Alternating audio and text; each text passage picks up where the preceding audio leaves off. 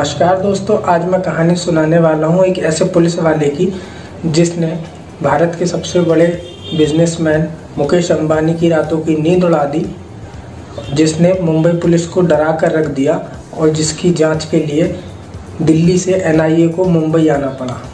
जी हाँ, हम बात करने वाले हैं सचिन वाजे की। कौन है ये सचिन वाजे? इसने ऐसा क्यों किया और इसकी कहानी क्या है? तो चलिए शुरू करते हैं। सचिन वाजे की पैदाइश महाराष्ट्र के एक जिले कोल्हापुर में हुई। जब यह बड़ा हो रहा था, कहा जाता है कि इसे तेज रफ्तार बाइक्स का बहुत शौक था। बाइक्स को भगाना, रेस लगाना, बाइक्स की आवाज़, बाइक्स के एक्सीलेटर पे हाथ रखकर उड़ जाने की चाहत। तो इस वजह से कई लोग इससे नाराज भी रहते थे। नाराज होना भी स्वाभाविक था, इतनी खतरनाक बाइक चलाता था। तो कई लोगों ने उसे बताया, समझाया कि ये जीवन बहुत अनमोल है, इसे व्यर्थ में ऐसे ही बर्बाद नहीं करना चाहिए। तब सचिन वाजे को लगा कि ये ठीक भी नहीं है, वो कोई ऐसा काम करे जिसमें इज्जत हो, पैसा हो, नाम हो, शोहरत हो। तब उसने सोचा कि कुछ ऐसा ही काम करते हैं। तभी उसके किसी शुभचिंतक ने उसे कहा कि पुलिस फोर्स ज्वाइन कर लो। और यह बात सचिन वाजे के दिमाग में घर कर गई। उसने पढ़ाई करनी शुरू की, एग्ज़ाम दिया और एग्ज़ाम में पास भी हो गया। पास होने के बाद उसे जो पहली पोस्टिंग मिली वो महाराष्ट्र के थाने में मिली। थाने में भी एक ऐसी जगह पर जहां आमतौर पर कोई पुलिस वाला जाना नहीं चाहता था, गढ़चिरौली। गढ़चिरौली एक नक्सली प्रभावित इलाका है जहां सारे पुलिस वाले जाने से डरते हैं। और सचिन वाजे को पहली बार थाने में पोस्टिंग मिली और थाने में उस जगह पर जहां कोई नहीं जाना चाहता था। तो जैसे ही उसने ज्वाइनिंग करी और वो गढ़चिरौली पहुंचा तो उसने काफ़ी अच्छे काम करने शुरू कर दिए। जब उसने गढ़चिरौली में अच्छा काम करना शुरू किया तब अधिकारियों ने उसकी काबिलियत देखकर उसे थाने में क्राइम ब्रांच ऑफिस में पोस्टिंग दे दी।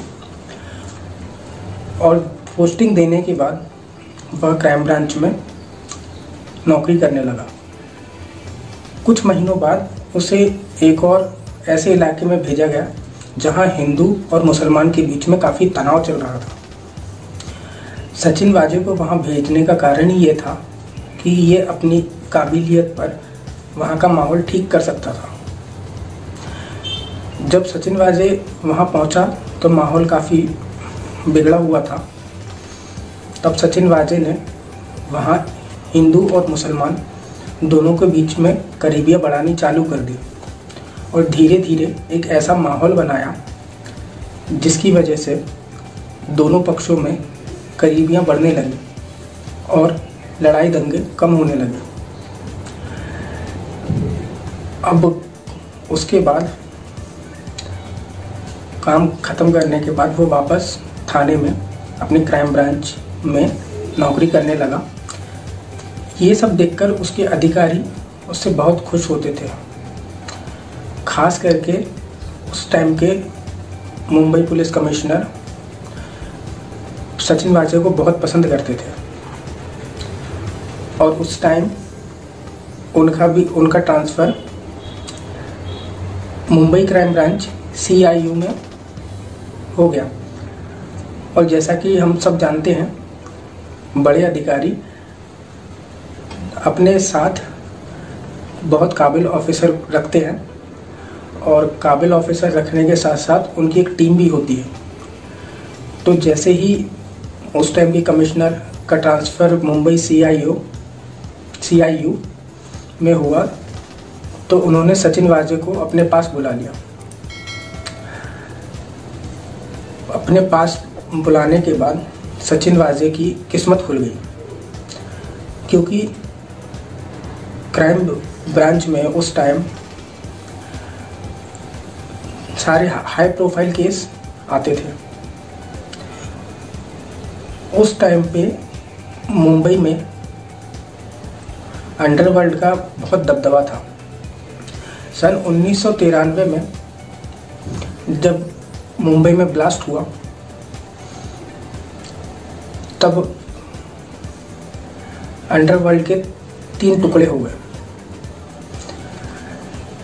अंडरवर्ल्ड 3 हिस्सों में बढ़ चुका था।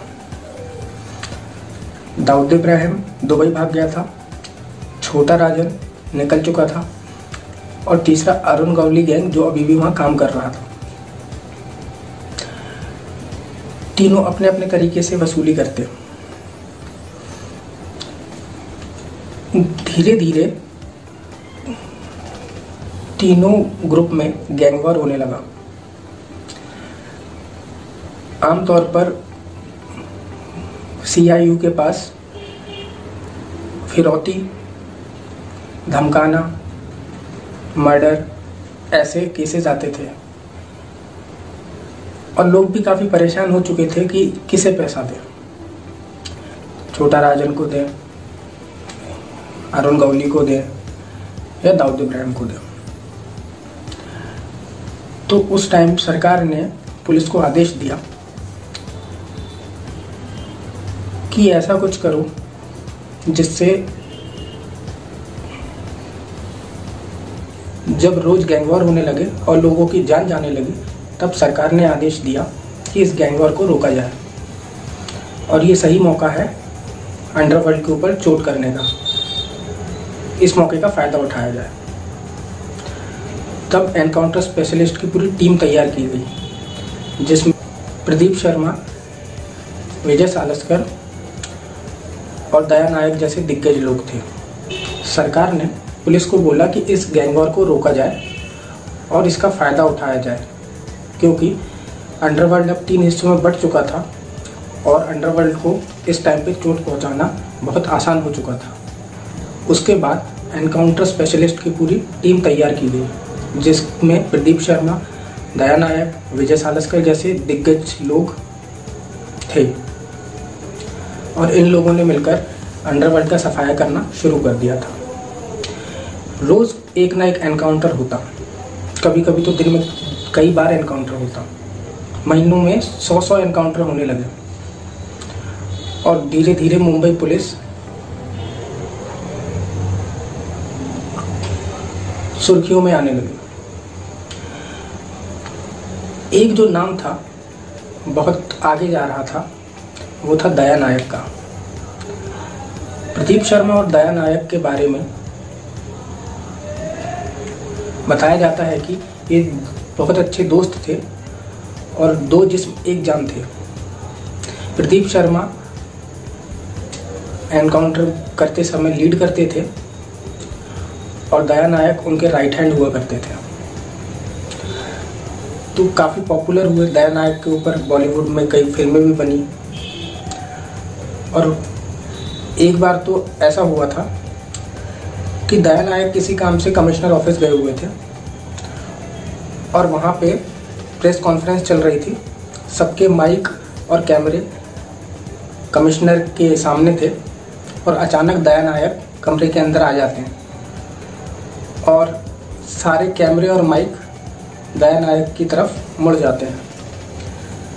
तो कमिश्नर को भी ऐसा लगता है ये एक सब इंस्पेक्टर है, और इसकी इतनी पॉपुलैरिटी, टीवी में, अखबारों में इन लोगों को हीरो के तौर पर पेश करने लगे थे। उसी टाइम सचिन वाजे भी CIU में थे, अभी उनकी बहाली हुई थी, और उन्हें कहा गया था कि अपने बॉस को रिपोर्ट करते रहना। लेकिन सचिन वाजे को एक चीज़ समझ में आ गई थी कि दया नायक इतना पॉपुलर है और वह अपनी जगह यहाँ नहीं बना पाएगा। और उसके मन में हमेशा नाराज़गी भी रहती थी, या कह लो एक कंपटीशन हुआ करता था। वो इस वजह से भी नाराज़ हुआ करता था कि दया नायक एक सब इंस्पेक्टर थे और ये assistant police sub inspector. Sachin वाजे का कद भी बड़ा था, लेकिन क्राइम इंटेलिजेंट यूनिट के दफ्तर में किसी का केबिन नहीं था, बस दया नायक का और प्रदीप शर्मा का केबिन हुआ करता था। और वो एक ऐसे शख्स थे जो सब इंस्पेक्टर होने के बाद भी उनका केबिन था। यहाँ तक कि सचिन वाजे का भी वहाँ केबिन नहीं था। इस चीज़ को भी खटकती थी सचिन वाजे के दिल में। धीरे धीरे वक्त निकला और दया नायक और पॉपुलर होते चले गए। पॉपुलैरिटी के साथ अब प्रदीप शर्मा को भी ऐसा लगने लगा था कि दया नायक जो कि उनके साथ काम करते हैं, वो उनके बॉस हैं और वो लीड करते हैं कोई भी ऑपरेशन को। लेकिन दया नायक का नाम काफ़ी बढ़ता जा रहा है। ये चीज़ प्रदीप शर्मा को भी खटकने लगी थी और धीरे धीरे उन दोनों के बीच में खटास आने लगी थी। सन 2000 होते होते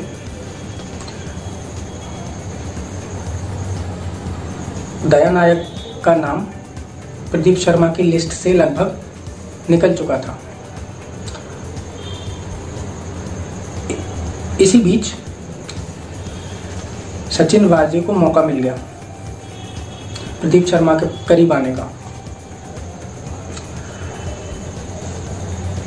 और वो दोनों काम करने लगे। अब प्रदीप शर्मा ऑपरेशन को लीड करते और सचिन वाजे उनका राइट हैंड हो चुका था। माना जाता है कि कुल 63 एनकाउंटर सचिन वाजे के नाम पे हैं, लेकिन वो सारे एनकाउंटर सचिन वाजे ने अकेले नहीं किए। उसमें प्रदीप शर्मा उसे लीड करते थे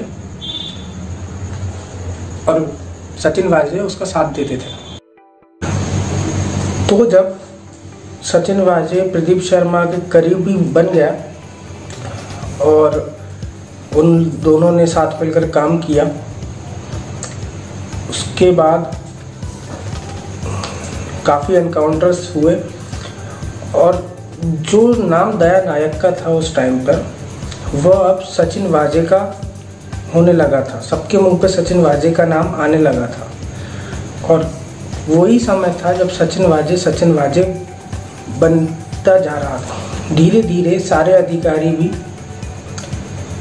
उससे खुश रहने लगे थे। उसकी एक यह भी वजह थी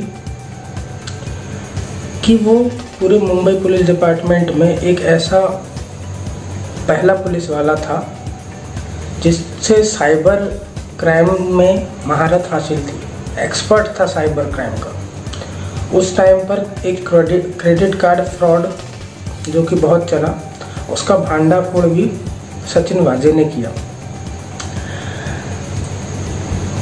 टेक्नोलॉजी से प्यार था, आईटी में महारत हासिल थी। इसी दौरान उसने काफ़ी सारे ऐप्स बना रखे थे जिसकी वजह से वो मोबाइल इंटरसेप्ट कर पाता, लोगों की बातें सुन पाता, मैसेज पढ़ पाता। तो उसी की मदद से अंडरवर्ल्ड की जो भी प्लानिंग होती थी वो नाकाम कर देता। और सन 2002 में उसका नाम इतना बढ़ चुका था कि वो मुंबई पुलिस कमिश्नर को भी कुछ नहीं समझता था। और माना जाता है कि मुंबई पुलिस में वही इंसान सक्सेसफुल हुआ जिसका मुखबिर नेटवर्क अच्छा हो, छोटी से छोटी अंडरवर्ल्ड की जानकारी पुलिस वालों को दे, और जितने भी सक्सेसफुल पुलिस वाले मुंबई शहर में रहे हैं, चाहे वो दया नायक हो, चाहे वो प्रदीप शर्मा हो, चाहे वो रविंद्र आंगड़े हो या विजय सारस्कर, इन लोगों का मुखबिरों का नेटवर्क बहुत तेज था। और उस टाइम पर सचिन वाजे का मुखबिरों का नेटवर्क बहुत अच्छा था। उसके बाद 2002 में जब घाटकोपर ब्लास्ट हुआ मुंबई में,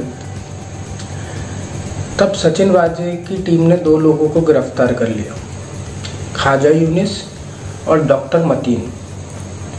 इन दोनों को पकड़कर पुलिस स्टेशन ले गए और जहां दोनों की बहुत पिटाई की गई, जिसमें ख्वाजा यूनिस की मौत हो जाती है। और उसी के चलते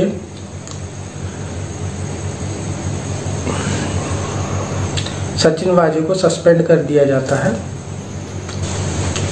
उसके बाद वह 2008 में शिवसेना ज्वाइन करता है।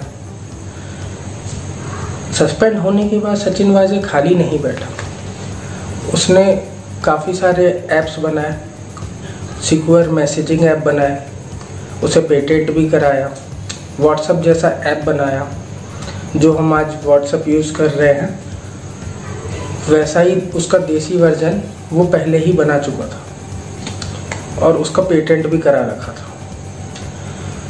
यहाँ तक कि उसने उस टाइम पे जब वो सस्पेंड था 2 किताबें भी लिखी, 26/11 हमले के ऊपर, डेविड हेडली के ऊपर,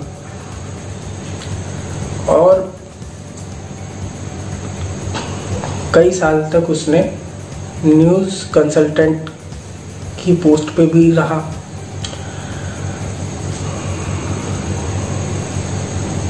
आईटी एक्सपर्ट के तौर पर डिबेट में भी बैठता था न्यूज़ चैनल्स की। 16 साल तक बाहर रहने के बाद डिपार्टमेंट के 2020 में मुंबई पुलिस में फिर से उसकी एंट्री होती है, वो ज्वाइन करता है।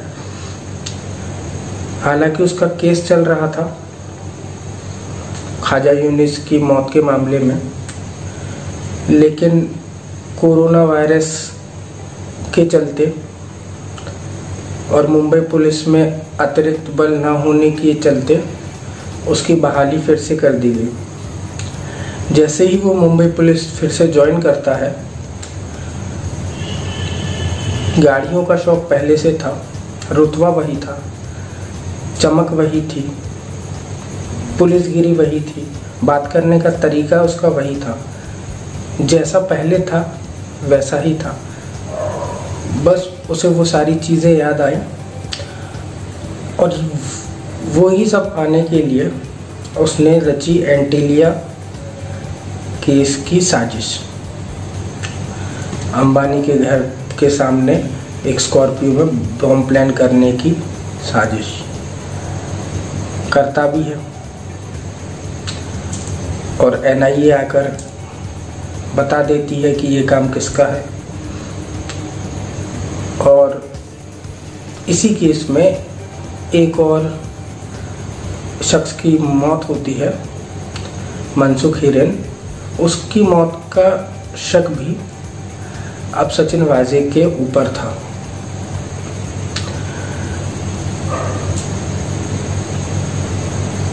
इकतीस साल की नौकरी में 16 साल बाहर रहना, 15 साल नौकरी करना, एक केस पहले से चल रहा था, अब दूसरा मनसुख हिरेन की मौत का शक। ये कहानी कोई फिल्मी कहानी लगती है। तो अभी तक का अपडेट यही था। अब आगे इस केस के ऊपर जो भी अपडेट आएगा मैं आपको कहानी के माध्यम से ऐसे ही बताता रहूँगा। और अभी तक आपने हमारा चैनल सब्सक्राइब नहीं किया है तो चैनल सब्सक्राइब कर लें, क्योंकि ऐसी ही और इंटरेस्टिंग वीडियो मैं आपके लिए लेकर आता रहूँगा। और वीडियो कैसी लगी कमेंट सेक्शन में ज़रूर बताना। वीडियो को लाइक करना, शेयर करना और सब्सक्राइब करना। Thank you. जय हिंद।